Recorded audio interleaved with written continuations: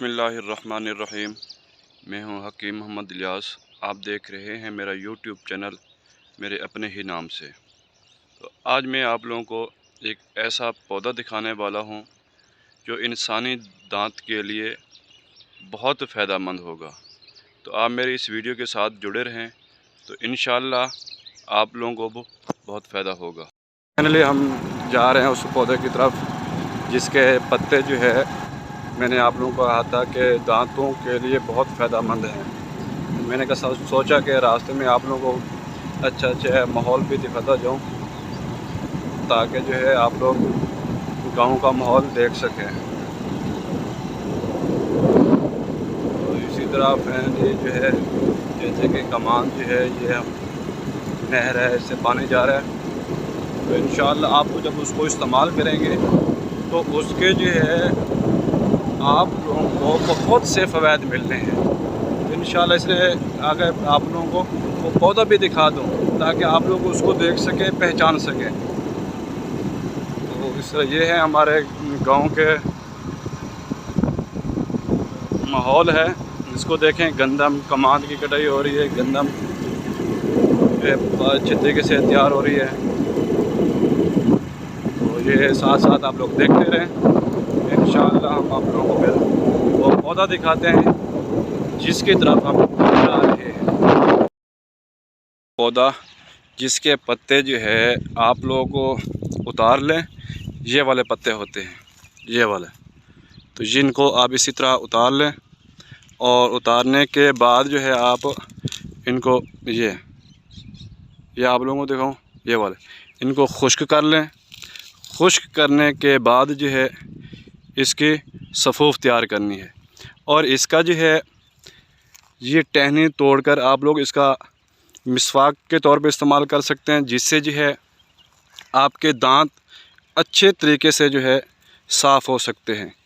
और इसमें बहुत से इसके अलावा भी फ़वाद हैं। ये वाले आप लोग देखें, ये टहनी इसको तोड़ें, तोड़ने के बाद जो है आप इसका मिसवाक के तौर पर इसको इस्तेमाल करें और दांत जो है साफ़ भी हो सकते हैं। इसके पत्तों के जो फ़वाद हैं इसको मुकम्मल आप लोगों को दिखाऊंगा।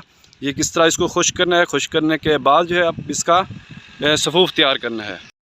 पहले हमने जो है पत्ते खुश्क कर लिए हैं, अब हम इसका सफ़ूफ़ तैयार कर रहे हैं। सफ़ूफ़ जब क्योंकि ये बहुत खुश्क हो चुके हैं, अगर आप हाथ की मदद से भी इसको थोड़ा दबाएंगे तो ये सफ़ूफ़ तैयार हो जाएगा। ऐसे ऐसे दबाते रहें मुकम्मल तौर पे, तो इंशाअल्लाह जो है ये थोड़ी देर के बाद आप लोगों को इसका सफ़ूफ़ मिल जाएगा। तो आगे फिर मैं बताता हूँ कि इसका सफ़ूफ़ जो है आप लोगों ने किस तरह इसको इस्तेमाल करना है। ये देखें, हम तो हल्का हल्का इसको दबा रहे हैं, तो ये इसका जिनके अल्हम्दुलिल्लाह सफ़ूफ़ मुकम्मल तौर पे ये तैयार हो जाएगा। तो तैयार करने के बाद मैंने पहले भी आप लोगों को कहा था कि इसका जो है इसकी जो टहनी होती है उसको आप इस्तेमाल करेंगे तो वो भी दांतों के लिए फ़ायदेमंद है। दांत जो है साफ़ करती है, मसूड़े जो हैं उसको मजबूत करती है। उसको इस्तेमाल करने से उसकी टहनी, इसे जाल के जिसको हम सराइकी में जाल कहते हैं, ये पौधा जो है, तो इसकी टहनी को जब आप लोग इस्तेमाल करते हैं दांतों को साफ़ करने के लिए, तब जो है दांत उससे मजबूत होते हैं, मसूड़े मजबूत होते हैं। तो इसी तरह जो है इसका सफ़ूफ़ जब हम तैयार कर लेंगे, तो तैयार कर रहे हैं आहिस्ता आहिस्ता हम इसको दबा रहे हैं, तो इंशाल्लाह थोड़ी देर के बाद ये तैयार हो जाएगा। हमने जो है इसका सफ़ूफ़ तैयार कर लिया है। अब हम आप लोगों को बताते हैं कि इसको इस्तेमाल किस तरह करना है।